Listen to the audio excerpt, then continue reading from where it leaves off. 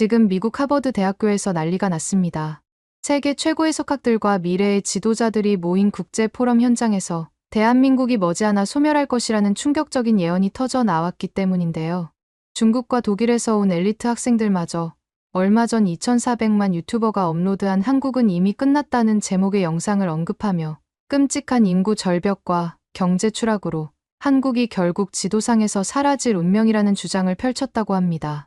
하지만 모두가 조용히 공감하던 그때 단 한 명의 학생이 이에 외롭게 맞섰는데요. 세계적인 석학들의 조롱과 압박 속에서도 이 학생은 누구도 반박할 수 없는 진실을 공개하며 판세를 완전히 뒤집어 놓았다고 합니다. 심지어 발표 도중 해당 학생은 누구도 예상치 못한 갑작스러운 난관에 부딪혔지만 이를 의연하게 극복하는 모습으로 현장의 모든 이들에게 기립박수까지 받았다는데요. 그렇다면 이 학생이 공개한 숨겨진 진실은 과연 무엇인지, 그리고 그를 가로막았던 돌발 상황은 무엇이고 이를 어떻게 해결한 건지 함께 알아보러 가실까요? 이야기를 시작하기 전에 구독과 좋아요는 눌러주셨나요? 늘 응원해 주셔서 감사합니다. 안녕하세요. 저는 하버드 대학교 케네디 스쿨에서 국제관계와 미래 예측을 가르치고 있는 리처드 캠벨이라고 해요. 오랜 교수 생활 동안 수많은 학술 행사를 주관하고 지켜봐 왔지만 얼마 전 제가 직접 사회를 맡았던 한 국제 포럼에서의 경험은 제 기억 속에 아주 강렬하게 남아 있습니다. 세상을 바라보는 제 관점에도 적지 않은 영향을 주었다고 할 수 있을 정도로 인상 깊은 자리였는데요. 오늘 그 이야기를 여러분께 한번 들려드릴까 합니다.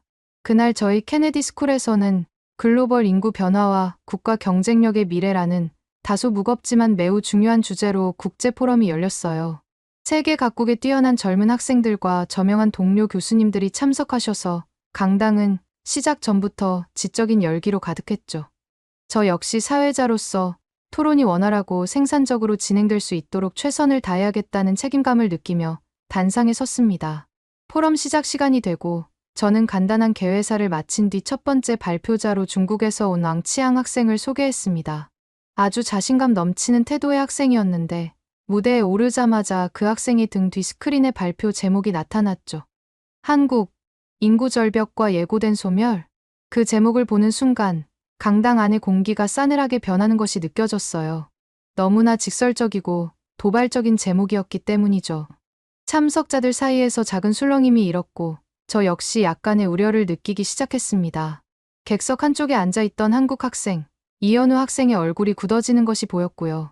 왕치앙 학생은 아랑곳하지 않고 또렷한 목소리로 발표를 시작했어요. 여러분, 오늘 저는 한국이라는 국가가 직면한 심각한 인구 위기에 대해 말씀드리고자 합니다. 그는 스크린에 한국의 합계 출산율 변화 그래프를 띄웠습니다. 1970년대 이후 가파르게 하강하다 최근 바닥에 닿을 듯 위태로운 모습이었죠. 그는 레이저 포인터로 마지막 지점을 가리켰습니다. 0.72명.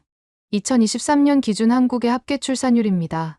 이는 인류 역사상 전례 없는 최저 수치입니다. 그의 목소리가 강당을 메웠죠. 단순히 인구가 줄어드는 문제가 아닙니다.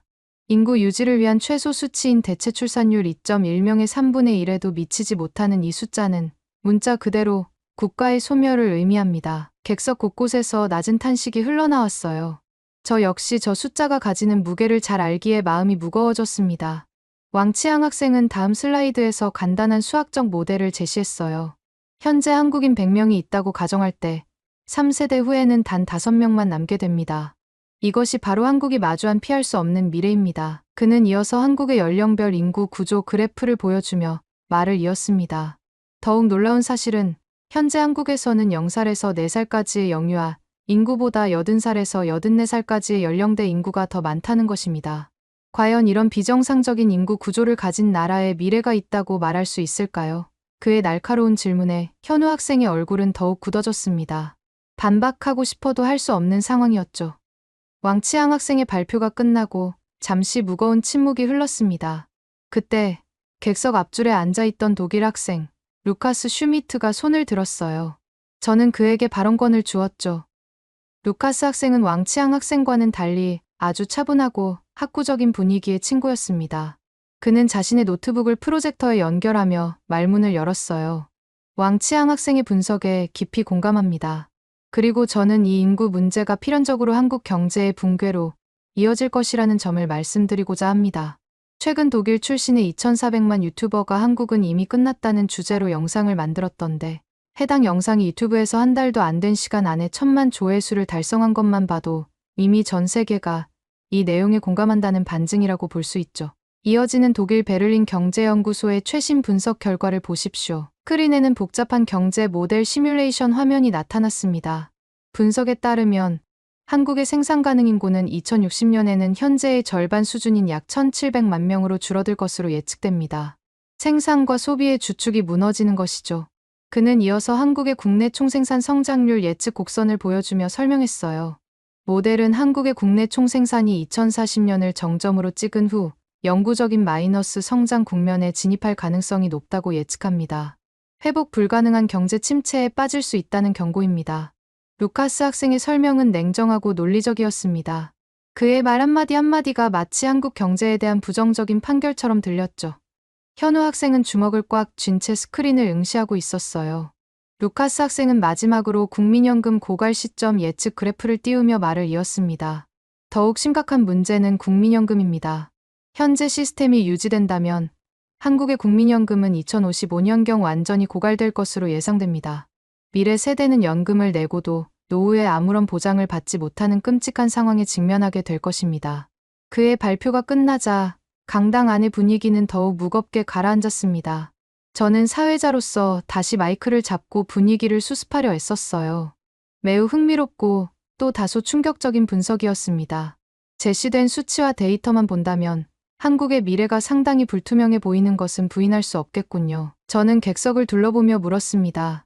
혹시 이 두 분의 분석에 대해 다른 의견을 가진 분이 계신가요? 객석은 물을 끼얹은 듯 조용했어요. 모두가 앞선 발표의 충격에서 벗어나지 못한 듯 혹은 비관적인 전망에 동의하는 듯 침묵을 지켰죠. 이대로 한국의 미래는 절망적인 것으로 결론 내려지나 싶던 바로 그 순간이었어요. 객석 중간쯤에서 조용히 손 하나가 올라갔습니다.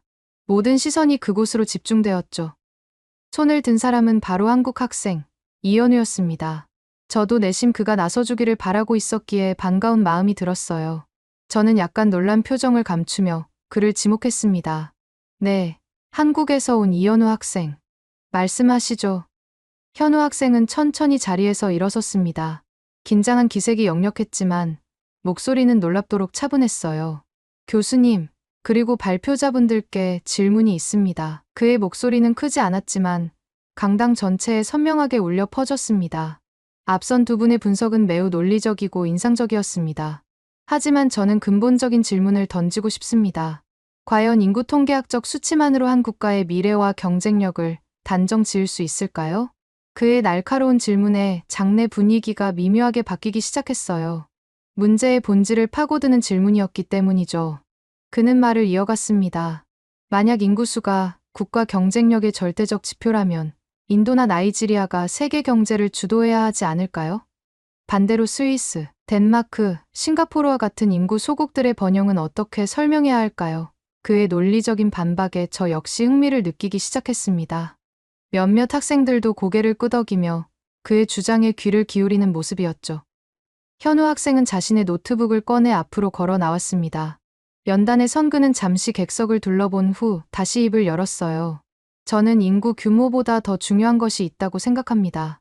그것은 바로 기술 경쟁력과 혁신 역량, 그리고 위기를 기회로 만드는 능력입니다. 그의 눈빛에는 강한 자신감이 서려 있었죠. 지금 이 순간에도 여러분 가방 속 노트북에는 보이지 않는 한국의 심장이 뛰고 있습니다. 그의 말은 수수께끼처럼 들렸고 객석의 호기심은 증폭되었습니다.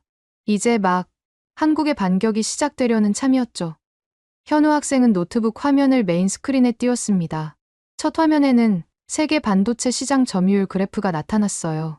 한국이 차지하는 푸른색 영역은 압도적이었습니다. 2023년 기준 한국은 전 세계 메모리 반도체 시장의 60% 이상을 점유하고 있습니다. 특히 디램 시장에서는 70.5%, 낸드 플래시 메모리 시장에서는 50.6%를 한국 기업들이 책임지고 있죠.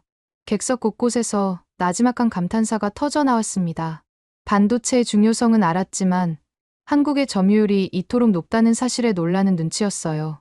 그는 다음 슬라이드로 넘겨 스마트폰 시장 점유율 그래프를 보여주며 말을 이어갔습니다. 스마트폰 완제품 시장에서도 한국 기업은 약 20%의 점유율로 선두권을 유지하고 있습니다. 하지만 더 놀라운 것은 경쟁사인 애플 아이폰 부품 가격의 약 27%가 한국 기업들의 몫이라는 사실입니다. 특히 아이폰의 핵심인 올레드 디스플레이 패널은 대부분 한국에서 공급받고 있죠. 이 사실은 많은 참석자들에게 꽤나 충격적으로 다가온 듯했어요. 왕치앙 학생의 표정이 처음으로 미세하게 흔들리는 것이 보였습니다. 현우 학생은 잠시 숨을 고른 뒤 더욱 힘주어 말했어요. 여러분, 이것은 단순히 몇몇 기업의 성공 스토리가 아닙니다. 여러분이 매일 아침 스마트폰 알람에 눈을 뜨고 밤에 소셜미디어를 확인하는 모든 순간 한국 기술과 함께합니다. 애플, 화웨이, 구글 제품 안에도 한국의 올레드, 메모리, 카메라, 배터리가 숨쉬고 있죠. 이 작은 기기 안에만 최소 8개 이상의 한국 핵심 기술이 있습니다. 객석은 이제 완전히 그의 이야기에 빠져들고 있었어요. 그는 여기서 멈추지 않고 한국 기술의 영향력이 미치는 범위를 넓혀갔습니다. 하지만 이게 전부가 아닙니다. 한국 기술의 영향력은 훨씬 더 깊고 넓게 퍼져 있습니다. 스크린에는 우주선, 항공기, 고속철도, 전기 자동차 이미지가 차례로 스쳐 지나갔어요. 항공우주국 우주선, 에어버스 항공기, 신칸센, BMW 전기차 세계 최고 기술의 심장부에도 한국 부품이 있습니다. 초고층 빌딩 엘리베이터, 증권거래소 서버, 병원 자기공명 영상까지. 이 모든 것이 멈춘다면 세상은 어떻게 될까요? 그의 마지막 질문은 강당 안에 묵직한 여운을 남겼습니다. 그가 제시한 보이지 않는 기술 강국의 모습은 참석자들에게 신선한 충격을 주었죠. 현우 학생의 발표가 끝나고 잠시 정적이 흘렀습니다. 그의 주장은 강력했지만 왕치앙 학생은 물러설 생각이 없어 보였죠. 그는 참지 못하겠다는 듯 손을 번쩍 들고 다시 무대 앞으로 나섰습니다. 그의 얼굴에는 조소와 불쾌감이 역력했어요. 잠깐만요, 이현우 학생. 물론 한국의 기술력 인정합니다. 하지만 근본적인 문제를 간과하고 있습니다. 14억 인구의 중국과 고작 5천만 인구의 한국을 비교하는 것 자체가 솔직히 좀 우습지 않습니까? 그의 직설적인 발언에 객석 일부에서 작은 웃음소리가 터져나왔어요. 이것은 단순한 숫자의 차이가 아니라 근본적인 국력의 차이입니다. 왕치앙 학생의 목소리가 커졌어요. 중국이 주요 두 개국 경제 대국으로 성장한 원동력은 바로 방대한 인적 자원입니다. 인구는 소비, 생산, 기술 발전의 토양이죠. 머지않아 중국은 모든 기술 분야에서 한국을 추월할 겁니다. 이것은 역사의 필연입니다. 그는 자신만만하게 중국 기업의 성장 그래프를 보여주며 말을 이었습니다. 더구나 한국은 60, 70년대의 가족계획으로 스스로 인구를 제한하지 않았습니까? 그리고 지금 그 결과로 자멸의 길을 걷고 있는 거죠. 스스로 판 무덤에 빠진 셈입니다. 그의 도발적인 발언에 객석 일부, 특히 아시아계 학생들 사이에서 불편한 기색이 역력했어요. 인구 위기를 외면한 채 기술력만 내세우는 건 다가올 몰락을 앞둔 공허한 변명일 뿐입니다. 그의 말이 끝나자 다시 한번 장내에는 팽팽한 긴장감이 감돌았습니다. 현우 학생은 침착하게 그의 말을 들으며 노트에 무언가를 적고 있었죠. 그의 침묵 뒤에는 어떤 반격이 준비되고 있을까요? 왕치앙 학생의 공격적인 발언이 끝나고 이현우 학생이 다시 차분하게 자리에서 일어섰습니다. 그의 목소리는 놀랍도록 침착했고 표정에는 동요하는 기색이 없었어요. 왕치앙 학생 지적, 잘 들었습니다. 중국의 거대한 인구와 잠재력은 분명 경이로운 수준입니다. 그는 먼저 상대방 주장을 인정하는 듯 말문을 열었죠. 하지만 한국은 애초부터 인구 규모로 중국과 경쟁할 생각이 없었습니다. 우리는 양이 아닌 질에 집중하기로 했죠. 어떻게 하면 작은 나라지만 강한 나라가 될 수 있을까? 어떻게 차별화할 수 있을까 고민해왔습니다. 그는 스크린에 한국과 중국의 주요 경제 및 혁신 지표 비교 차트를 띄웠습니다. 구체적인 데이터를 보여드리겠습니다. 한국의 1인당 국내 총생산은 중국의 2.7배 이상이며 글로벌 혁신지수, 인구 대비 특허 출원 건수 등 질적 지표에서도 크게 앞서 있습니다. 특히 국내 총생산 대비 연구개발 투자 비율은 4.3%로 세계 2위 수준이죠. 이것이 한국이 추구해온 질적 성장의 증거입니다. 정확하고 객관적인 수치 제시에 앞서 왕치앙 학생의 규모의 논리에 설득되었던 청중 일부가 고개를 끄덕이기 시작했어요. 현우 학생은 여기서 그치지 않고 다시 한번 한국 기술의 실질적인 영향력을 보여주는 사례들을 제시했습니다. 여러분이 세계 어느 도시에서 운전을 하든 마주치는 자동차 세대 중 한 대의 엔진 제어 시스템에는 한국 기업의 부품이 들어가 있을 확률이 높습니다. 독일 차든, 일본 차든, 미국 차든 말이죠. 그의 자신감 넘치는 설명은 계속되었죠. 바다로 눈을 돌려볼까요? 전 세계 주요 항구를 오가는 컨테이너선, 각국 해군의 최첨단 군함 건조 능력에서도 한국의 조선 기술력은 세계 최고 수준입니다. 특히 친환경 에너지 전환의 핵심인 액화천연가스 운반선의 경우 전 세계 발주량의 90% 이상을 한국 조선소들이 건조하고 있죠. 유럽과 미국의 에너지 안보가 한국 조선 기술에 상당 부분 의존하고 있는 셈입니다. 그는 잠시 말을 멈추고 청중을 둘러보았습니다. 이처럼 한국은 단순히 부품을 공급하는 국가를 넘어 세계 경제와 안보 시스템에 보이지 않는 핵심축 역할을 수행하고 있습니다. 이것이 우리가 추구해온 질적 성장과 차별화 전략의 결과입니다. 과연 이것을 단순히 인구수가 적다는 이유만으로 평가절하할 수 있을까요? 그의 마지막 질문은 왕치앙 학생을 정면으로 향하는 듯했습니다. 왕치앙 학생은 불쾌한 표정을 감추지 못했지만 섣불리 반박하지 못하고 입술만 깨물고 있었죠. 토론의 주도권은 다시 현우 학생에게 넘어온 것처럼 보였습니다. 현우 학생의 설득력 있는 반박으로 분위기가 한국에 유리하게 흘러가는 듯 보였던 그때 다시 한번 독일 학생 루카스 슈미트가 발언권을 얻었습니다.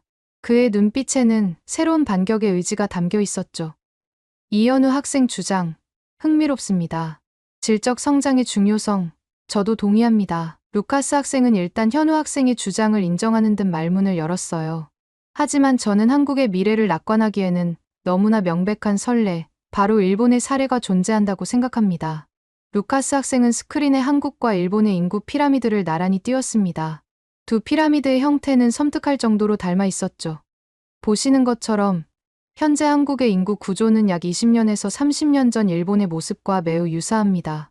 일본 역시 한때 기술 강국이었지만 저출산과 고령화로 잃어버린 30년을 겪었고 아직도 그 후유증에서 벗어나지 못하고 있습니다. 객석에서는 다시 술렁임이 일었습니다.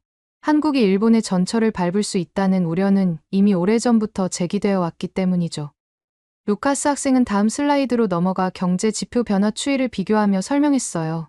인구 통계학적으로 한국은 일본보다 약 20년 뒤처져 같은 경로를 따라가고 있습니다. 일본이 1990년대부터 겪은 경제 침체를 한국은 2010년대부터 겪기 시작했고 앞으로 더 심각해질 가능성이 높습니다. 그의 논리 정연한 설명에 많은 참석자들이 고개를 끄덕였어요. 인구 구조라는 거대한 함정에 빠진다면 일본과 같은 운명을 피하기 어려울 것이라는 불안감이 다시 고개를 들었죠. 루카스 학생은 마지막으로 결정적인 한 방을 날렸습니다. 기술 기업의 운명도 마찬가지입니다. 소니, 파나소닉, 샤프 같은 일본 기업들이 몰락했듯이 삼성전자나 SK하이닉스 같은 기업들도 결국 같은 운명을 맞이할 가능성이 높습니다. 인구 구조의 변화는 기업의 혁신 동력마저 앗아갈 수 있기 때문입니다. 과연 한국은 일본의 전철을 밟지 않을 것이라고 자신할 수 있습니까? 그의 비관적인 예측은 한국의 미래에 드리워진 어두운 그림자처럼 느껴졌습니다. 저는 사회자로서 현우 학생을 바라보며 물었습니다. 일본과의 비교라. 확실히 의미심장한 지적이군요. 이현우 학생, 이 부분에 대해서는 어떻게 생각하십니까? 모든 시선이 다시 현우 학생에게 쏠렸습니다.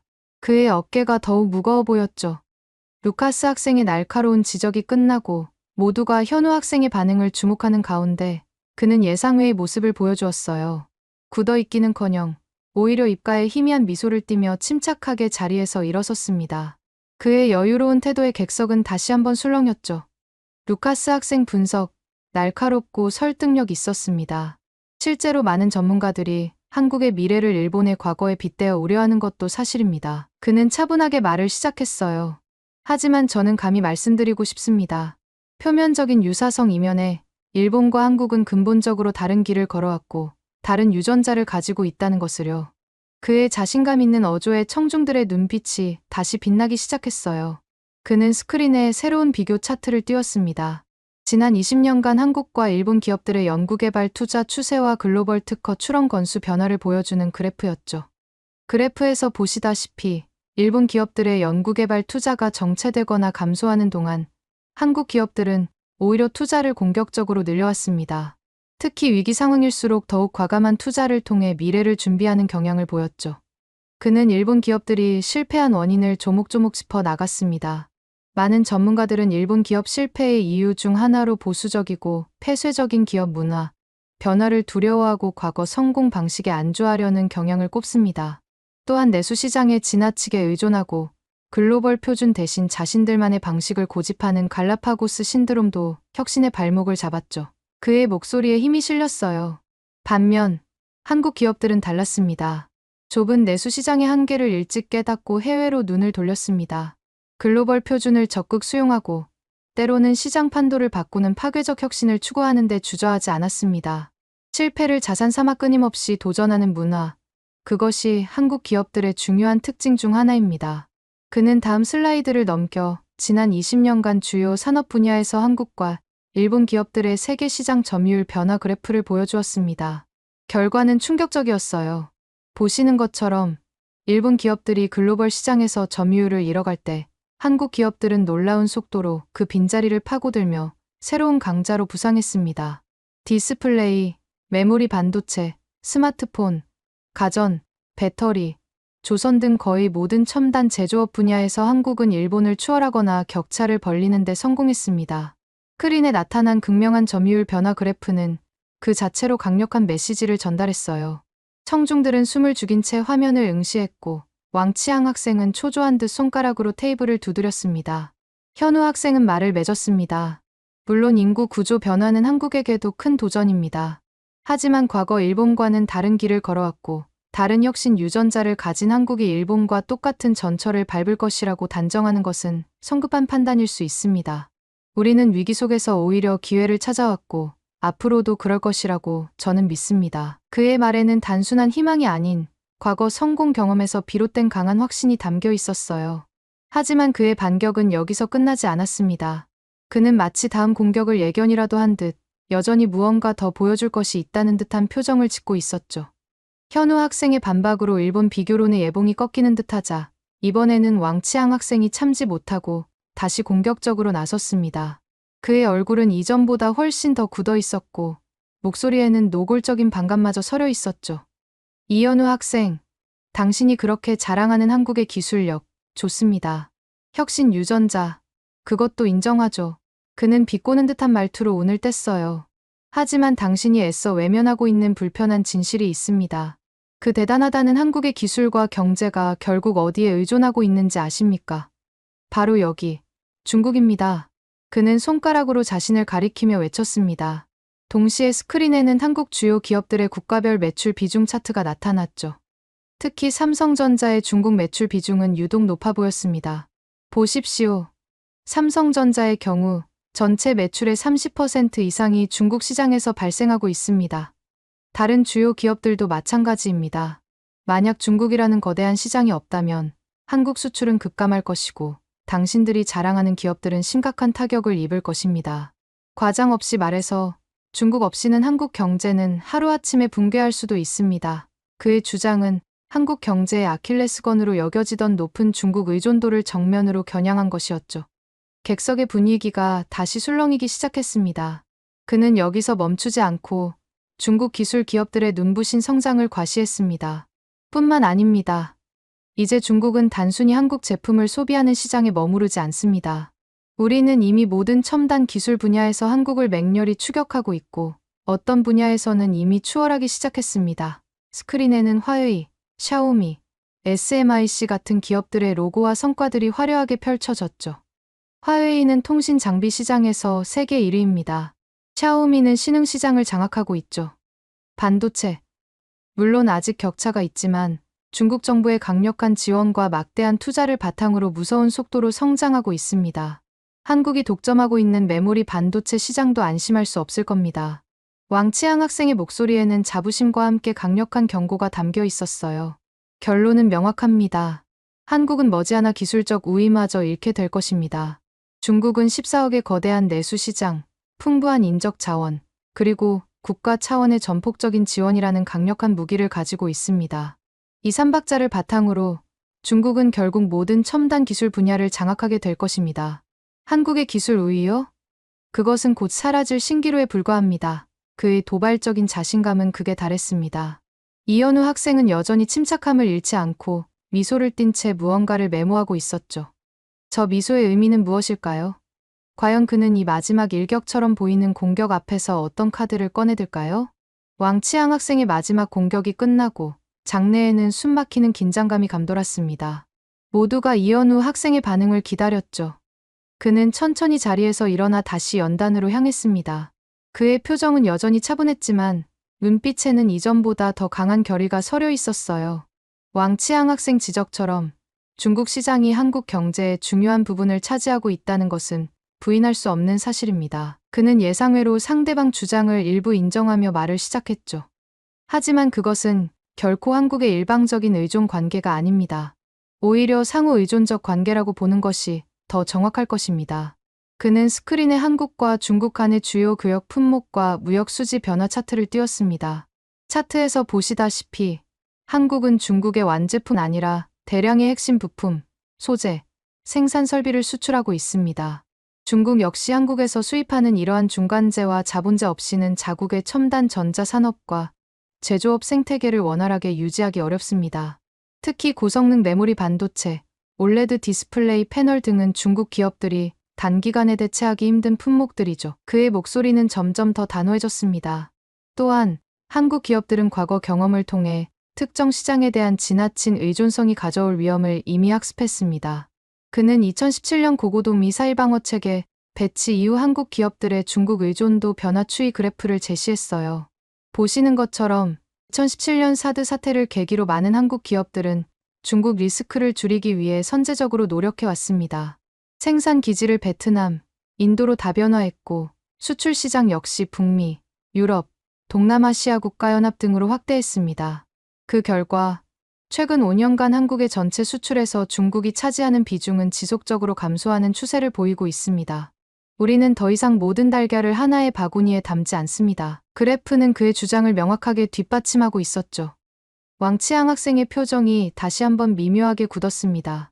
현우 학생은 여기서 한 걸음 더 나아가 기술 격차의 현실을 강조했습니다. 물론 중국의 기술 발전 속도가 놀라운 것은 사실입니다. 하지만 아직 핵심적인 첨단 기술 분야에서 한국과 중국 사이에는 분명한 기술 격차가 존재합니다. 그는 극자외선 노광 기술, 시스템 반도체 설계 능력, 차세대 디스플레이 기술 등을 언급하며 말을 이어갔어요. 이러한 최첨단 기술 영역에서는 여전히 한국이 최소 5년, 길게는 10년 이상의 기술 격차를 유지하고 있다는 것이 많은 전문가들의 분석입니다. 이 격차는 단순히 자본 투자만으로는 단기간에 따라잡기 어려운 오랜 연구, 개발과 경험, 숙련된 인력의 축적을 통해 이루어진 것입니다. 그는 잠시 숨을 고른 뒤 시선을 객석으로 돌렸습니다. 그리고 여러분이 미처 생각하지 못했을 수도 있는 한국 기술의 또 다른 측면이 있습니다. 그는 스크린에 지폐, 공항 출입국 시스템, 백신 냉장고 등의 이미지를 띄웠어요. 여러분이 사용하는 각국 지폐에 들어가는 위조 방지 기술, 세계 주요 공항의 자동 출입국 시스템에 사용되는 생체 인식 기술, 코로나19 팬데믹 때 전 세계 백신 유통에 필수적이었던 초저온 냉동 보관 시스템까지 이렇게 눈에 잘 띄지 않지만 우리 사회의 안전과 시스템 유지에 필수적인 수많은 기술 영역에도 한국의 기술력이 깊숙이 스며들어 있습니다. 그는 마지막으로 팬데믹 당시 기억을 상기시켰습니다. 전 세계가 마스크와 진단키트 부족으로 혼란을 겪었을 때 한국 기업들이 얼마나 신속하고 안정적으로 이 제품들을 생산하고 공급했는지 기억하십니까? 만약 그때 한국의 생산 능력이 없었다면 글로벌 팬데믹 대응은 훨씬 더 어려웠을지도 모릅니다. 현우 학생은 강당 전체를 천천히 둘러보며 말을 맺었습니다.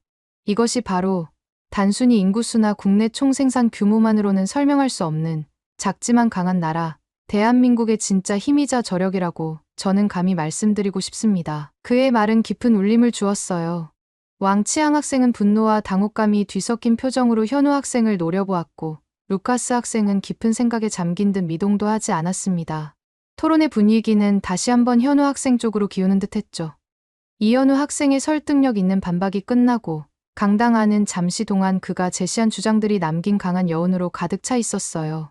이제 토론의 흐름은 누가 보더라도 명백히 이현우 학생에게 유리하게 전개되는 듯 보였죠.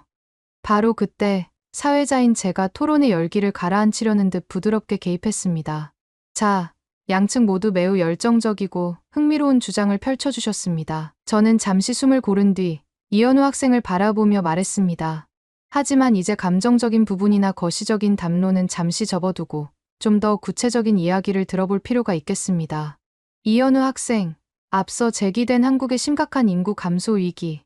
이 문제에 대한 한국 사회의 실질적인 대응 전략이나 해결책이 있다면 객관적인 데이터와 함께 제시해 주시겠습니까? 모든 시선이 다시 이현우 학생에게로 집중되었습니다. 이것은 어쩌면 토론의 승패를 가를 결정적인 질문이 될 수도 있었죠.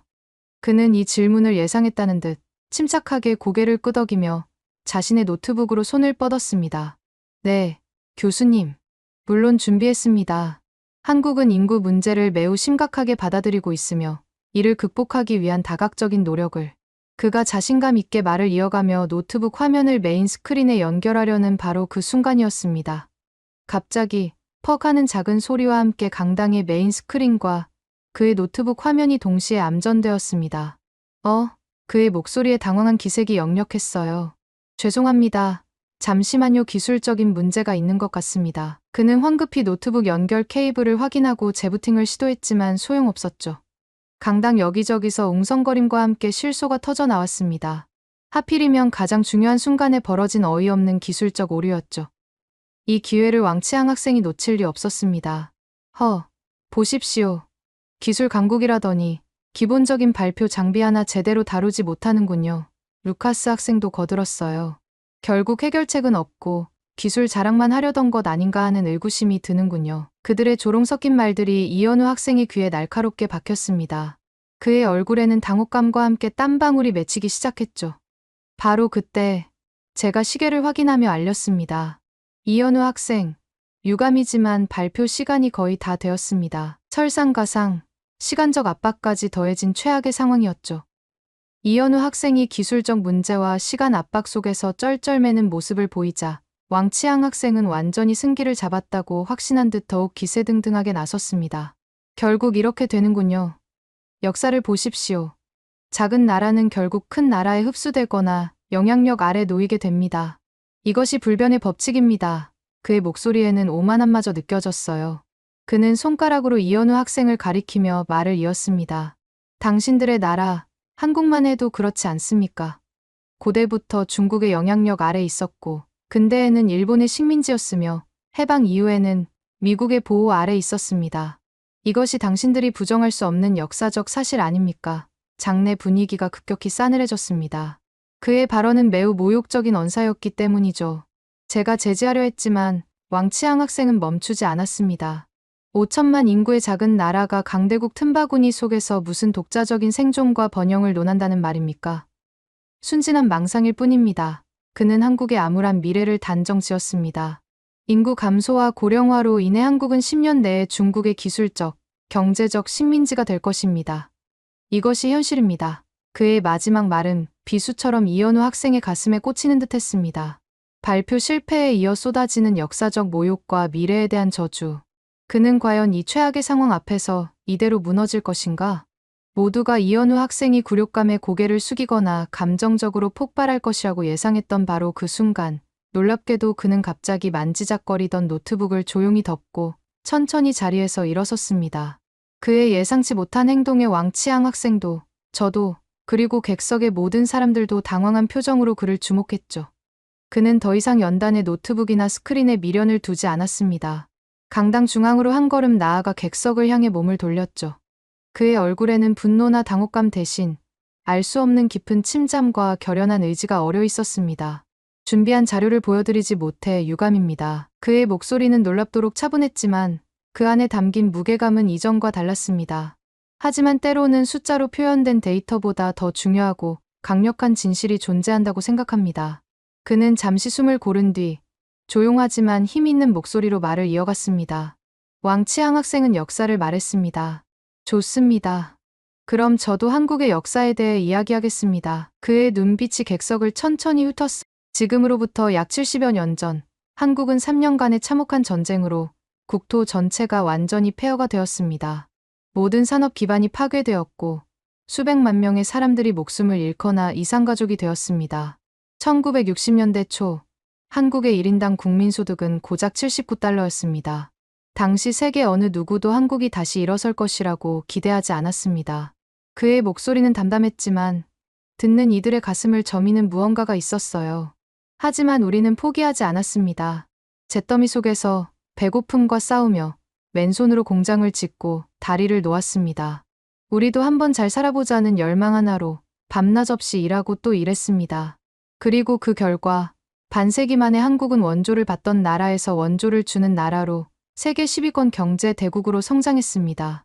이것은 기적이 아니라 절망 속에서도 희망을 놓지 않았던 우리 국민들의 피와 땀으로써 내려간 역사입니다. 그의 목소리가 조금씩 떨리기 시작했어요. 그 이후에도 우리에게는 수많은 위기가 닥쳐왔습니다. 그는 말을 계속했습니다. 외환위기, 글로벌 금융위기, 코로나19 팬데믹까지 우리는 끊임없이 위태로운 파도와 싸워야 했습니다. 하지만 그때마다 우리는 주저앉지 않았습니다. 오히려 위기를 발판 삼아 체질을 개선하고 더 강하게 회복했습니다. 이것이 바로 지난 70년간 한국이 걸어온 길이었습니다. 그는 주머니에서 자신의 스마트폰을 꺼내 높이 들어 보였습니다. 제가 오늘 보여드리고 싶었던 데이터들은 결국 이 작은 기계 안에 담긴 기술들에 대한 이야기였습니다. 이 안에 디스플레이, 메모리, 배터리 이것들이 바로 절망 속에서도 혁신을 멈추지 않았던 한국인의 위기 극복 유전자 그 자체입니다. 그는 다시 한번 객석을 천천히 둘러보았습니다. 그의 진심 어린 호소에 청중들은 깊이 감명받은 듯 숨죽여 경청하고 있었죠. 왕치앙 학생과 루카스 학생은 예상치 못한 감성적인 반격에 당황한 표정으로 서로를 바라볼 뿐 아무 말도 하지 못했습니다. 그는 마지막으로 미래를 향한 의지를 다졌습니다. 지금 우리가 마주한 인구 문제, 분명 거대한 도전입니다. 하지만 우리는 이 위기 또한 새로운 기회로 만들어낼 것입니다. 인공지능, 로봇, 교육 혁신, 디지털 전환으로 말이죠. 우리는 과거에도 그랬고 앞으로도 그럴 것이기 때문입니다. 그의 확신에 찬 목소리가 강당을 가득 메웠습니다. 데이터는 없었지만 그의 말 속에는 숫자를 뛰어넘는 강력한 힘과 감동이 있었죠. 토론의 흐름은 다시 한번 누구도 예상하지 못한 방향으로 흘러가고 있었습니다. 이현우 학생의 진심 어린 연설이 끝나고 강당 안에는 깊은 감동과 함께 숙연한 분위기가 감돌았습니다. 이대로 토론이 마무리되는가 싶었던 바로 그 순간 갑자기 꺼져 있던 강당의 메인 스크린이 펑 하는 소리와 함께 환하게 켜졌습니다. 모두가 깜짝 놀라 스크린을 쳐다보았죠. 화면에는 대한민국 기술 현황, 글로벌 임팩트 분석이라는 글씨가 나타나기 시작했습니다. 그의 동료가 원격으로 문제를 해결해준 모양이었어요. 아니, 이게 어떻게 된 일이죠? 저 역시 놀라움을 감추지 못하고 외쳤습니다. 객석은 다시 한번 술렁이기 시작했죠. 이현우 학생은 객석을 향해 희미하게 미소를 지으며 말했습니다. 아, 제 동료가 아마 원격으로 시스템을 복구하고 발표를 연결해준 모양입니다. 차라킴, 혹시 듣고 있다면 정말 고맙다는 말을 전하고 싶군요. 그는 다시 스크린을 향해 몸을 돌렸습니다. 교수님, 시간이 얼마 남지 않은 것을 압니다. 그러니 핵심적인 데이터만 빠르게 보여드리도록 하겠습니다. 그의 손짓에 따라 스크린에는 세계경제포럼의 미래 생산 준비 지수 관련 도표와 그래프들이 나타나기 시작했습니다. 세계경제포럼의 최신 보고서에 따르면 한국은 인공지능, 로봇공학, 바이오헬스, 신소재, 양자 컴퓨팅 등 미래 핵심 기술 분야에서 미국, 중국, 독일, 일본과 함께 5대 강국 중 하나로 꾸준히 분류되고 있습니다. 객석에서는 다시 한번 경탄의 소리가 터져 나왔죠. 하지만 정말 충격적인 데이터는 이겁니다. 그가 화면을 넘기자 글로벌 기술 공급망에서의 한국 기술 의존도 심층 분석 차트가 나타났어요. 만약 한국의 핵심 기술 생산이 단 일주일만 완전히 중단된다면 전 세계 스마트폰 생산의 약 85%, 노트북 73%, 서버 68%, 전기차 54% 생산 중단, 의료 시스템 30%, 자동차 전자제어 42%, 인터넷 데이터 센터 57% 기능 마비가 예측됩니다. 객석은 충격에 휩싸였습니다. 백악관의 2023년 비공개 보고서는 한국의 반도체 배터리 생산 중단을 글로벌 체제적 위험으로 분류했습니다. 6개월 중단 시 전 세계 국내 총생산 3.4% 감소. 왕치앙 학생과 루카스 학생은 할 말을 잃은 듯 멍한 표정이었죠. 이것은 가상이 아닙니다. 그는 실제 과거 사례들을 제시하며 주장의 신뢰도를 높였습니다. 2019년 일본의 수출 규제 때 애플, 구글 최고 경영자들이 한국으로 날아왔고 백악관은 긴급 회의를 열었습니다. 골드만삭스는 3개월 지속 시 글로벌 정보기술 공급망 붕괴를 경고했죠. 그는 이어서 2021년 텍사스 한파로 인한 삼성 오스틴 공장 중단 사태, 2020년 코로나 초기 구미 공단 가동 차질 사례 등을 언급하며 한국 공급망의 중요성을 강조했습니다. 루카스 학생의 얼굴이 하얗게 질려가는 것이 보였어요. 가장 최근 영국 HSBC는 글로벌 기술 의존도 지수를 만들었습니다. 평균 47%. 한국 기술 없이는 대부분 현대 산업이 48시간 내 생산 차질을 겪는다는 분석입니다. 왕치앙 학생의 얼굴에서 핏기가 사라졌습니다. 이현우 학생은 그를 응시하며 말했습니다. 이제 인구수만으로 국가의 미래를 논하는 것이 얼마나 위험한지 아시겠습니까? 더 이상의 설명은 필요 없었습니다. 길고 무거운 침묵 끝에 제가 마이크를 잡았습니다. 제 표정에는 복잡한 고뇌와 함께 어떤 결심 같은 것이 엿보였을 겁니다. 저는 중립을 지키려 했습니다만 학자적 양심으로 볼 때 이현우 학생의 주장이 논리적으로나 현실적으로 더 설득력이 높다고 판단됩니다. 객석이 술렁였어요. 사회자가 공개적으로 한쪽 편을 든 것은 이례적인 일이었으니까요. 통계적 수치만으로 국가의 미래를 단정 짓는 것은 지나친 단순화의 오류에 빠질 위험이 큽니다. 그리고 저는 뜻밖의 개인적인 경험을 털어놓았습니다. 사실 저도 2년 전 한국을 방문하여 삼성 반도체 공장과 현대 로봇 연구소를 견학할 기회가 있었습니다. 모두가 귀를 기울였죠. 그곳에서 본 기술력, 혁신 속도, 그리고 엔지니어들의 집념은 숫자로 표현할 수 없는 것이었습니다. 그 눈빛들이 한국의 진짜 저력이라는 확신이 들었습니다. 저는 이어서 제가 진행했던 연구 결과도 덧붙였습니다. 흥미로운 연구 결과도 있습니다. 세계 500대 기업 최고 경영자들에게 자국 생산의 가장 중요한 외국 기술을 물었더니 미국 58%, 일본 64%, 독일 47%, 심지어 중국 최고 경영자들조차 39%가 한국 기술이라고 답했습니다. 왕치앙 학생이 고개를 숙였습니다. 저는 실리콘밸리 벤처 투자자의 말을 인용하며 마무리했습니다. 한국은 세계 기술에 숨겨진 심장이다. 그 심장이 멈추면 세계가 멈춘다. 저는 이현우 학생을 바라보며 부드럽게 미소 지었습니다. 21세기 국가 경쟁력의 핵심 동력이 단순한 인구 규모가 아니라 기술력, 혁신 역량, 그리고 위기 속에서도 길을 찾아내는 회복 탄력성에 있다면 그런 의미에서 볼 때 오늘 우리가 논의한 한국의 미래는 우리가 표면적인 통계만 보고 생각하는 것보다 훨씬 더 강하고 밝을지도 모르겠습니다. 저희 최종적인 결론에 왕치앙 학생은 망연자실했고 루카스 학생은 깊은 생각에 잠겼습니다. 길고 치열했던 토론은 마침내 한국 학생의 값진 승리로 막을 내리고 있었죠. 토론이 공식적으로 종료되자 왕치앙 학생은 더 이상 자리에 앉아 있을 수 없다는 듯 말도 안 돼 서구 중심적인 편견일 뿐이야 라고 혼잣말처럼 중얼거리며 벌떡 일어나 강당을 빠져나갔습니다. 그의 뒷모습에는 분함과 당혹감이 역력했죠. 루카스 슈미트 학생 역시 굳은 표정으로 말없이 자리를 떴습니다. 아마도 그는 오늘 토론을 통해 많은 것을 다시 생각하게 되었을지도 모릅니다. 패배자들이 떠나간 자리에 이현우 학생은 담담하게 남아 있었습니다. 그러자 기다렸다는 듯이 수많은 학생들과 포럼 참관객들이 그에게 몰려들기 시작했어요. 그의 주변은 순식간에 인산인해를 이루었죠. 쏟아지는 질문 세례 속에서 이현우 학생의 얼굴에는 비로소 긴장이 풀린 안도의 미소와 함께 자부심이 피어올랐습니다. 그는 피곤한 기색도 없이 자신에게 관심을 보이는 사람들에게 둘러싸여 하나하나 친절하고 성실하게 답변을 이어갔습니다. 그의 모습은 더 이상 불안해 보이던 유학생이 아니라 자신의 조국을 대표하는 당당한 민간 외교관처럼 보였죠. 한참 동안 질문 답변이 이어지고 있을 때 제가 조용히 이현우 학생에게 다가가 악수를 청했습니다. 이현우 학생, 오늘 정말 수고 많았습니다. 덕분에 저 역시 아주 귀중한 학문적 자극과 깨달음을 얻었습니다. 제 눈빛에는 진심 어린 존경심이 담겨 있었을 겁니다. 국가의 진정한 미래를 결정하는 것은 결국 눈에 보이는 숫자가 아니라 그 사회가 가진 보이지 않는 정신과 역량이라는 것을 오늘 한국의 사례가 명확하게 증명해 주었군요. 정말 인상적인 토론이었습니다. 저는 제 명함 지갑에서 명함 한 장을 꺼내 그에게 건넸습니다. 사실 제가 다음 달에 서울에서 열리는 국제 컨퍼런스 참석차 한국을 방문할 예정입니다. 혹시 시간이 괜찮다면 학생의 연구실이나 학교에 잠시 들러 오늘 못다한 이야기를 좀 더 나눌 수 있을까요?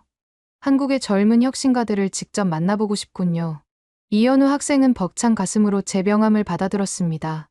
그의 눈앞에 단순히 토론의 승리를 넘어 한국의 새로운 가능성과 미래가 활짝 펼쳐지는 듯한 기분이 들었을 겁니다. 그는 벅찬 감정을 누르며 힘차게 고개를 끄덕였습니다. 그의 눈빛은 그 어느 때보다 밝게 빛나고 있었죠. 저 역시 그의 미래, 그리고 한국의 미래가 기대되기 시작했습니다. 여러분은 한국이 망하면 세계가 어떻게 될 거라고 생각하시나요? 오늘의 사연은 어떠셨나요? 오늘의 사연이 마음에 드셨다면 좋아요만 한번 눌러주세요. 1초밖에 안 걸리지만 좋아요를 한번 눌러주시면 더 좋은 사연을 소개해드리는데 큰 힘이 된답니다. 긴 영상 시청해주셔서 감사합니다. 오늘도 행복한 하루 보내세요.